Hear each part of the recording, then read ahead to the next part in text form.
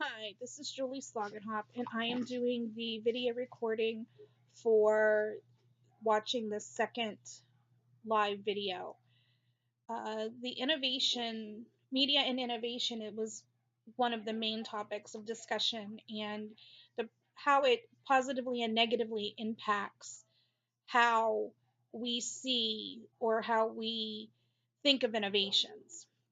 Um, by listening to the video, I did get some good ideas as to what um, the positives are for the media, and I keep looking over at my notes um, from the watching it.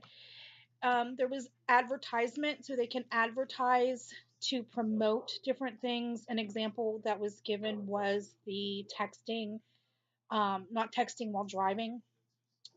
There's a greater audience that may not be able to be reached for some innovations. Examples are very specific technological or medical that are very specific to like healthcare or computers that the normal average person wouldn't understand if they picked up a computer magazine where um, they communicate with each other on how they're presenting new things.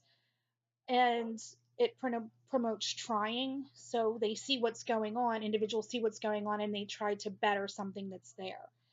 Another thing is some funding. Somebody can see something that's going on and feel that that's something that they would like to get involved in, and they um, help with funding for that, either by raising funds or donating funds. Negatives, I think the biggest one is media, depending on how they feel on a subject, can skew it to support what they feel. So if they believe in something, they will tout the positives. Where if they are not so sure of it, they will then exemplify all of the negatives or the bad things that could happen. And that can sometimes maybe create fear or lack of wanting to try it. Another thing that was touched on was social media. I think after the election, social media, I feel, is sometimes used very negatively, not always in a positive light. I had seen very many negative comments, very little tolerance of other ideas, other beliefs, when it was being portrayed on, for example, Facebook. If somebody would support a candidate on Facebook, somebody else would completely um, call them names, call them stupid. I have seen very vile exchanges that was just, I felt, was very negative, and it just perpetuates that. One of the positive things with social media is it does bring us all together, and it makes it easier to get opinions when you want them, and sometimes they're not always bad opinions. Like if you have a question that you want answered but you don't have time to go like asking multiple different people, you can pose the question there and you can get answers. And a lot of times they're giving you their honest feedback so you can get an idea of what's going on. An example that was given on the video was investigating school districts that they may be looking to move into.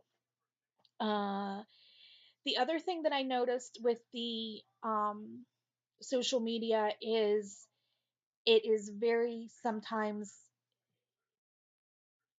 it can be used for good in that it will allow you to invite many people to certain things.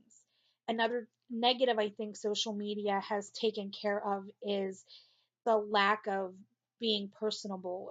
It People are more apt to contact each other via Facebook as opposed to picking up the phone and talking to them or maybe meeting with them.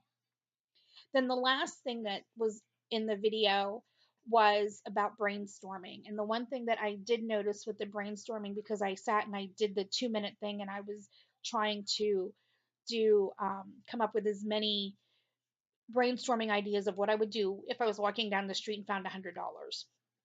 And I found that I could get more ideas than what I had initially thought because I pushed myself. But it was hard because I would have times when I was like coming to a blank and I'm like, okay, come on, think. And then I would just like random things would pop into my head that I would write down and it would be like, well, would you really do that? But it was brainstorming. It really didn't matter. You were just throwing ideas out there. So those are the main points that I got from watching the video and um, taking notes and participating in that respect. Thank you.